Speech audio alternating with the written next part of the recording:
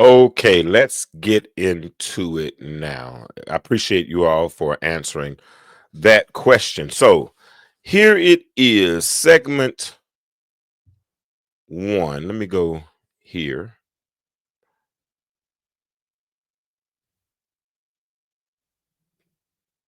All right.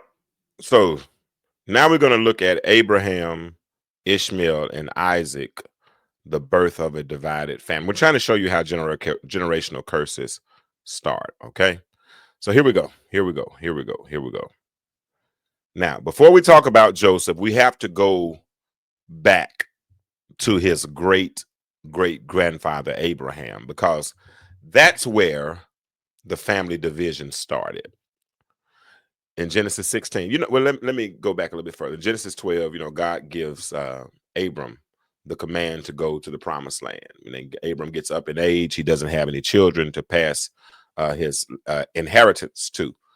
So he was married to Sarah, who was barren. And let me pause and say something about barrenness, because just because a person has not conceived does not mean that they won't conceive. So if you are barren, that means that you have not produced yet, does not mean that you cannot or you're unable to produce, because if God steps in, he can always change what needs to be corrected. But anyway, they got up in age. So Sarah suggested to Abraham in Genesis 16th chapter of verses 2-4 that Abraham go and sleep with Hagar, who was her handmaid.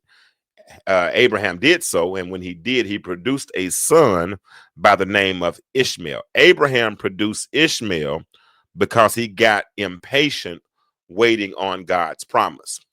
Let's rewind a little bit.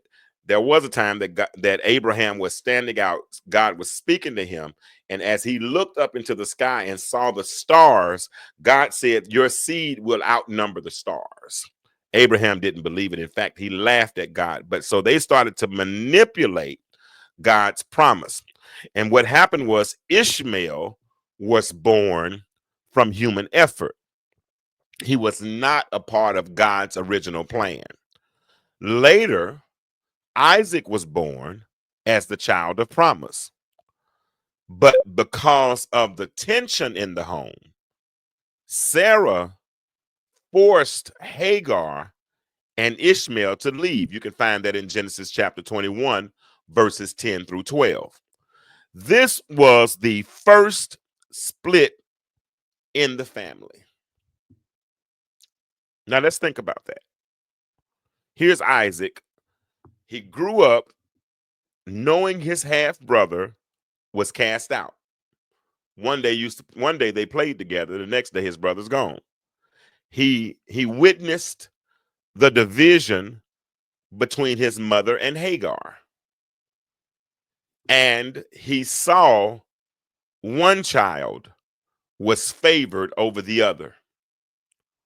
Could Isaac's childhood have shaped how he treated Jacob and Esau?